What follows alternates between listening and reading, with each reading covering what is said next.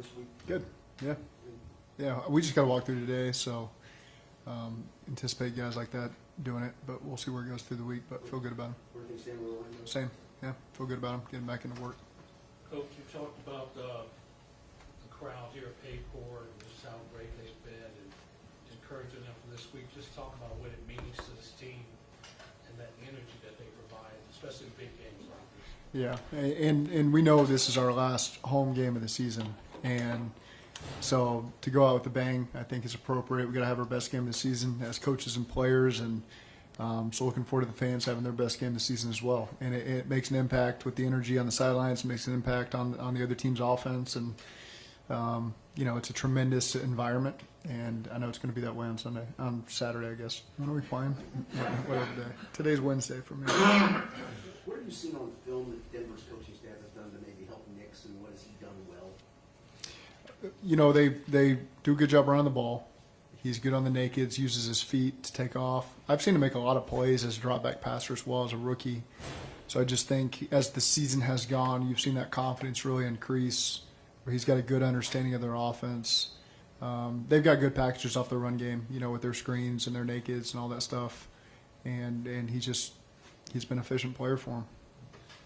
Regardless of whether you all make the playoffs or not, how different would you view the season if you're able to get a really good win like on Saturday against the team? I don't think about that. We're focused on getting a win.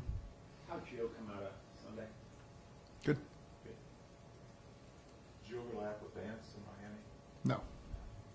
What does he do well, or what's the hallmark of his defense? He's done it for a long time. I played him in Denver previously. And, they got multiple fronts and packages that they utilize. They mix up the coverages. They pressure quite a bit. So I think, they play tight in coverage. They got good DBs. They've been relatively healthy for the most part of the season from what I can tell. I know Moss has been the guy that's been out the last couple of weeks. But up front, those guys have consistently played. So you just see a lot of guys that believe in what they do. They play full throttle. They got a lot of different guys with different numbers of sacks and pressures, and so they get it from a lot of different people, and they've done a really good job, getting people get back on track situations and third and longs and pinning their ears back and making a lot of hay that way. Is this one of the fastest defenses overall that you're going against this year, speed-wise? Yeah, they're good. Yep. Is there a challenging preparation this week with where the holiday falls? Players have some families No, and it's whatnot? easy, Business as usual? super easy, super easy. 6-day week, holidays.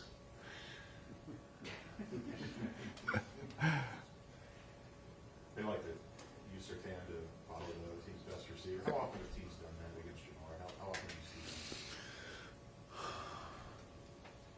that? That's off the top of my head. That's a tough one to answer. Depends. I mean, some people move them at some points in the game. Last week they didn't. Very rarely. I feel like Porter. I'm trying to think back to Porter. It happens sometimes. It's a lot of times he'll get doubled or cloud to Jamar. We move him right, put him in the backfield, put him in the slot, and so if you're going to put a corner in there, an outside corner in there, then a lot of times it's pretty indicative of what coverage you're playing. So there's the stress that we try to put on teams there as well. Any update on Rankins being built? I don't anticipate him this week. Do you expect him back for the end of the season? We'll see. Of the 51 sacks, and I know you haven't, documented every one of them, but to your eye, when you study tape, how many of them are guys winning as opposed to the scheme giving free runners kind of thing? Is it a pretty even mix, or is it? Well, I'm not trying to knock the scheme, saying they don't get free runners, Right, but you right. see a lot of guys getting off the snap. A lot of times they're rushing five. They got some 5-man fronts where you get a lot of one-on-ones, and those guys end up winning. So they're getting it from a lot of different areas. They get a good pocket push. They run guys down. They're really athletic. Especially those guys that play on the edge. Smaller guys, but really athletic. They get a tremendous push inside as well. 99 and. So they do a nice job. Their backers are good blitzers as well. They'll bring edge. They'll bring everybody off the edge, and so again, everybody's a part in it. And they keep you on your toes that way. And guys have been able to finish, and that shows by their sack protection that they've had. Are y'all viewing this like a de facto playoff game? Is that the concept you maintain? I mean, it's our game that we need to win this weekend. What have you enjoyed most on the sideline with the defense coming up with all these takeaways over the past 3 weeks, seeing that energy back on that group? Yeah, it's good. You know, that's again that confidence that it breeds that confidence when you get a turnover, and then who's going to get the next one. And you saw we were close on some too, some tip balls where guys are close to them. So it's good when they come in bunches like that. That confidence kind of steamrolls amongst the defense, and we certainly need more of that this week. Got to win the turnover battle. Coach, if Santa texts you tonight, what'd you tell him you want for Christmas? My mom, I haven't answered my mom yet. I just realized that as you said that. So I have no idea what I want. I haven't thought about it for 2 seconds. Do you have a favorite? I kind of forgot it was Christmas Eve, to be quite honest with you. Do you have a favorite Christmas over the years? I've been fortunate to have a lot of good Christmases. There's not necessarily the one that stands out, but very fortunate. Had a great family. Got a great family now. Been fortunate. What do the challenges, I think you just hit on it about the edge guys, what are they, kind of the challenges for your tackles? They're quick. They get off the snap. I mean, they get around the edge. They can do a good job. I mean, they can work with power through guys too. You know, so they got a multiple.